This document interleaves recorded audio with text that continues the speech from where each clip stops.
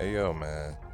Now, as we see with this Ashley Gonzalez case, look, the elder John Henry Clark then said it years ago. Black man, you have no friends. That wasn't BS when he said that. When he said that, that was the absolute truth.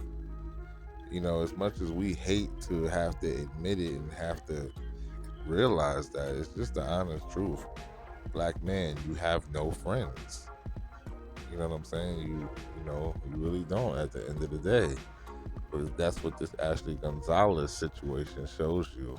You know, so much for that black and brown coalition that the Democrats constantly trying to shove down people's throats. No, there is no black and brown coalition. Just because y'all are able to get out here and pretend and put on fronts when the cameras are on doesn't mean that we're fooled. Because when you deal with the things that we deal with in our communities and our neighborhoods, and especially when it comes to employment, I've been in situations where I've had I've been, kind of like discriminated against and pushed out of workplaces while they're bringing in their people. You know what I'm saying? Lying to me about what's going on. Next thing you know, I'm pushed out the whole workplace. Meanwhile, they bringing in more of their people. This has happened to me firsthand. So you can't tell me about no black and brown coalition because that mess don't exist. Y'all say that for political purposes and to push y'all democratic agendas. Other than that, that mess does not exist. And these are the people who they are telling us to get out here and go stomp for and fight ICE for and this and that and the third. Like you guys, like it's disrespectful to even insinuate that we need to be out here fighting for this mess. This is not our fight. You know what I'm saying? You have this woman that went on a racial tirade talking about how much she hates black people and how much she loves to grapple them up and do this, that, and the third to them. And this is what black Americans have been talking about. And that's why we said that's why a lot of FBA's foundational black Americans were greatly opposed to, the Biden era where they just had the borders wide open and they're sending all of these people, a majority of them, into our communities in our neighborhoods. You know what I'm saying? These people who have hostile feelings towards black Americans. You know what I'm saying? I'll point you to a case where and not just black Americans, just hostile feelings towards black people in general, because even in their cultures, in their homelands, black people are treated very poorly. So we're like, hey, we don't want this mess coming over here. You know what I'm saying? Look at how when they came to Chicago, you had them, the Venezuelans and the Chicago gangs about to go at it. A couple bodies were dropped during that little mess that was going on until Trump got in office and started getting them the hell up out of there. You know what I'm saying? Which ultimately saved a lot of them because, my Chicago brothers and sisters, y'all don't even know. Y'all Venezuelan cats, I understand y'all get busy over there, but y'all on our turf now, y'all don't even know how ugly it could have got. Trump actually saved a lot of y'all, to be honest. And I'm not trying to start nothing. I'm just saying, you don't come to know people's territory where people have been for generations and try to push a hostile takeover. This shows you the hostility in a lot of these people's hearts. They harbor this type of hostility in their cultures, in their homelands, and you bring them here amongst us. Nah, get that mess out of here. We not for that. That's why a lot of foundational black Americans and just American citizens in general were like, nah, close this border, get that mess out of here. You bring in all types of people who are on the federal watch list for all types of crazy activities, the terrorists. I'm gonna be careful with my words, the terrorist watch list. You know what I'm saying? For all types of crazy stuff, and you got these people slipping through the cracks. You got a few of them were caught, but imagine how many got through the cracks. You know what I'm saying? And how does that benefit our communities? People try to cry racism. It's not racism. We're sitting here trying to look out for our communities. We already got enough. We don't need y'all opening the border wide open because y'all don't want to give us anything here. So y'all rather try to import a whole new voter base. It's not gonna work like that. That just shows you how nasty and disgusting the Democratic Party is. You know what I'm saying? It shows you how nasty and disgusting the Democratic Party is. So that's why FBA, Foundational Black Americans, we do not push no type of fighting against ICE when it comes to getting some of these people out of here, because they do not benefit us. Even when you look at even when you look at these statistics, illegal immigration hurts black men the most. That actually hurts our communities the most. That hurts black American men the most.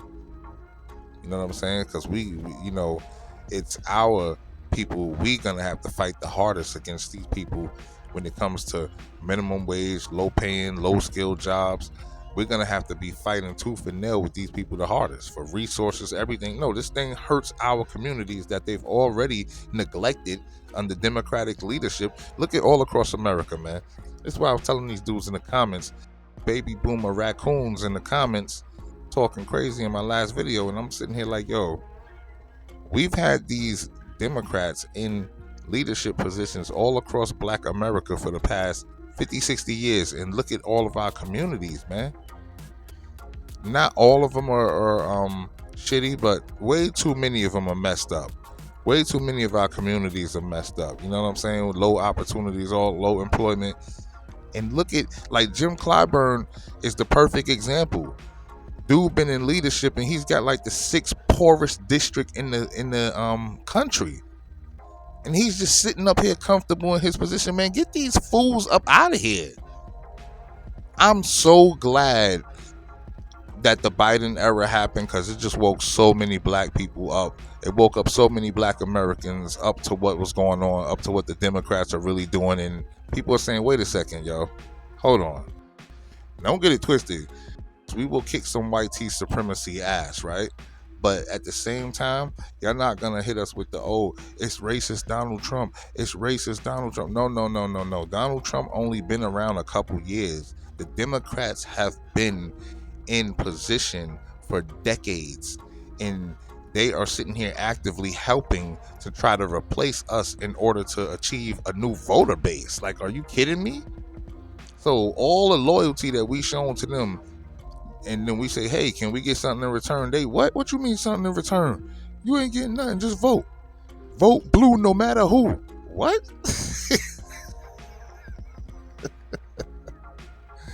No, absolutely not. That's some straight up like plantation mess. Like, come on, this is some plantation stuff.